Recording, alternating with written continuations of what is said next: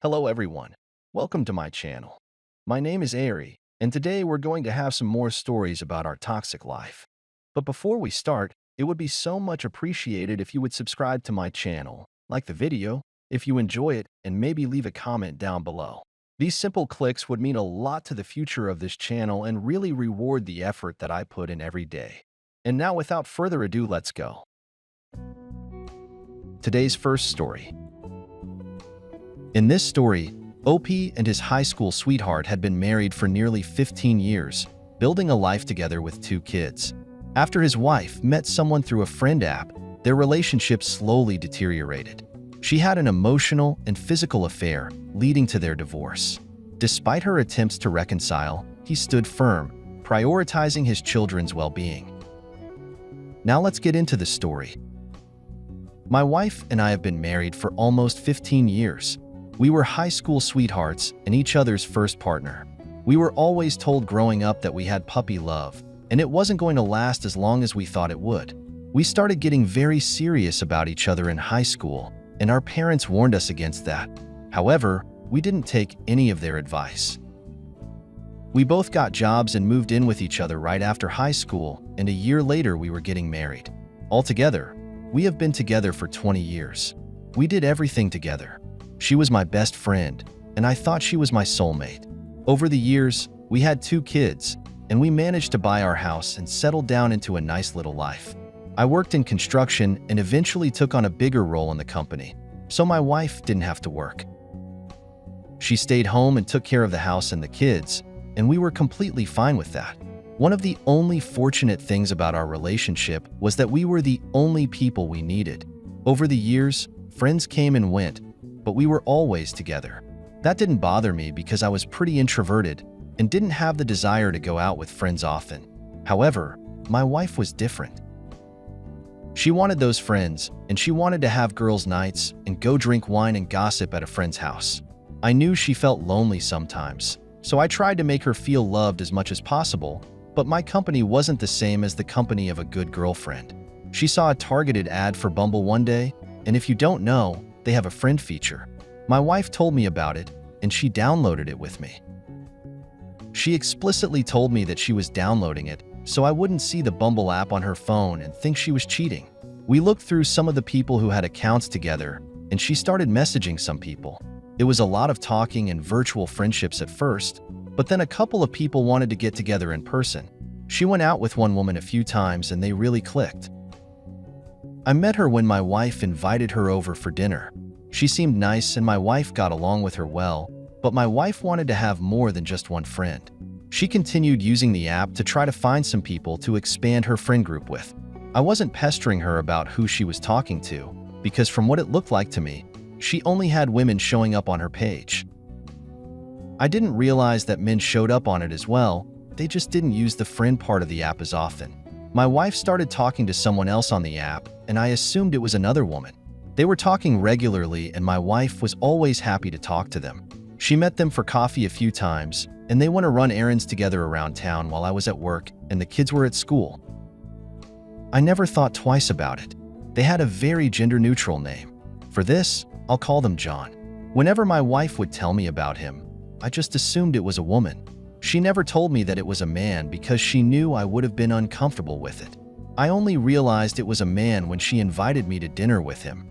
We got to the restaurant, and he was already waiting for us at the table. And I thought that his partner was going to be coming out any minute, and that was who my wife was talking about. But when I saw them together, I immediately started worrying. They had a ton of jokes with each other. They seemed like they had a vast shared history together, even though they only knew each other for a month and a half. They seemed to be a lot closer than I thought they were. They mentioned going places and doing things that I had no idea they did. It occurred to me that there was a lot my wife wasn't telling me about their relationship. When everything was over and we went home, I brought everything up to my wife. I told her that I had no idea that John was a guy, and I didn't know if I was okay with the relationship. She got defensive and told me that I was controlling. I didn't want to come across that way, and I did see where she was coming from, but she wasn't seeing what I was seeing. It looked like they were both giddy to be around each other. My wife swore up and down that nothing happened between them, and they just meshed so well together that she didn't want to cut him off. I trusted my wife, and I wanted her to be happy, so I just kept an eye on things. Looking back, she was having an emotional affair before anything else. I started to realize that she stopped coming to me above a lot of things, and she was going to John about those things. She was complaining about me to him, and getting things out of the relationship that she wasn't getting from me anymore. We stopped talking about a lot of things, and eventually, we stopped being intimate with each other. I think that was where their affair turned from emotional to physical.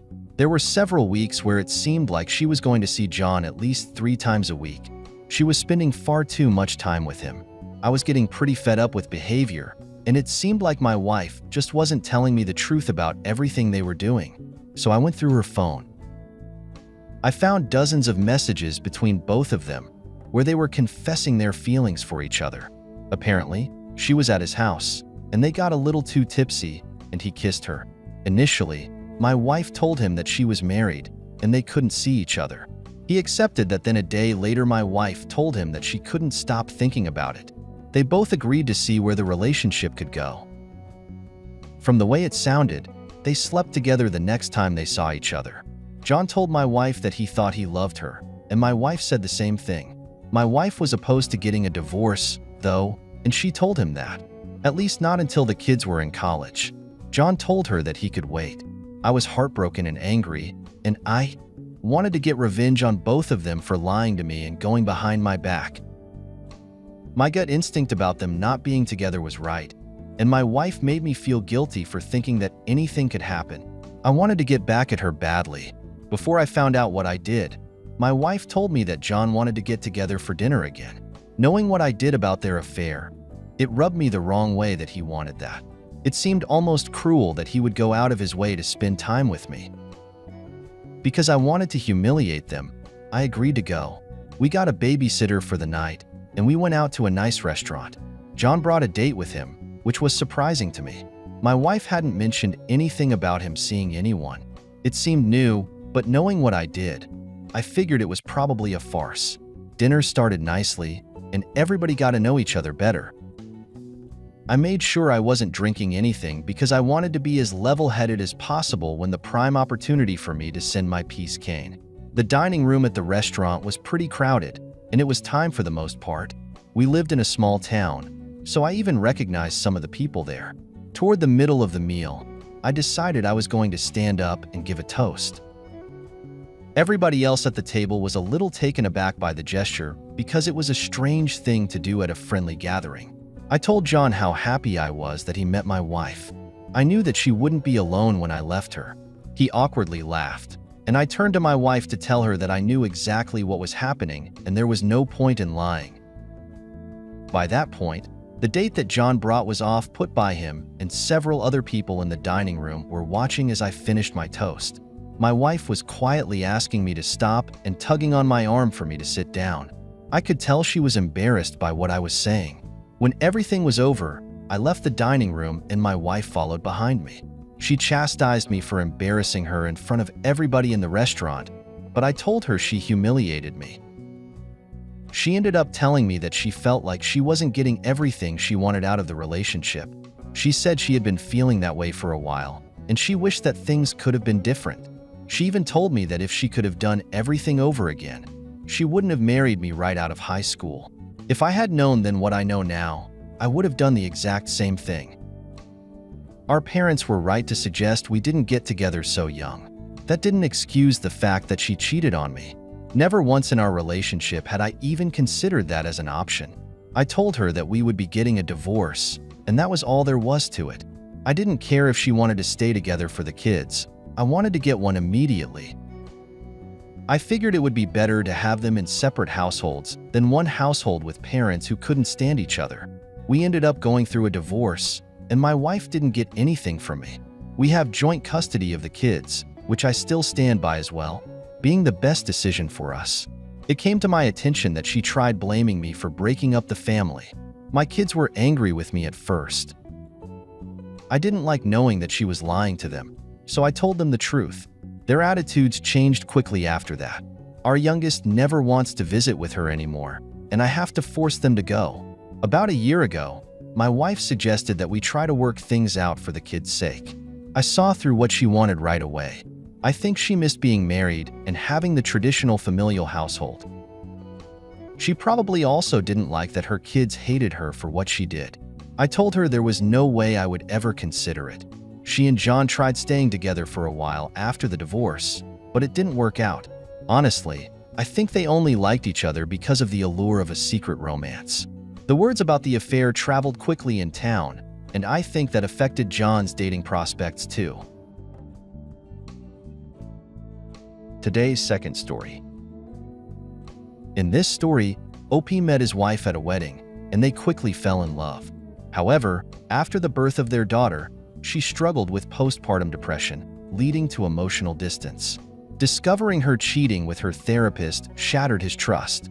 After seeking legal advice, he initiated a divorce, fought for custody, and ultimately found peace in his new life with his daughter.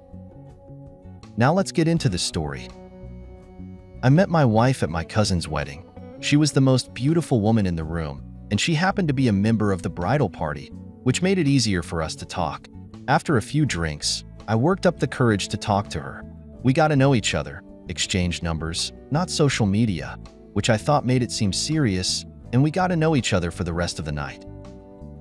After that, we fell head over heels for one another. It was like I couldn't get enough of her. She filled my thoughts every day and night, and we talked on the phone every single chance we got, mostly about nothing important. It was nice. We started dating regularly. I called her my girlfriend, and after 2 years, my wife. We made a nice family together over the last few years. We had one child, a girl. Neither of us was the same after our kid, but my wife suffered from postpartum depression. It is a nasty disease that eats up the soul, from what I can tell.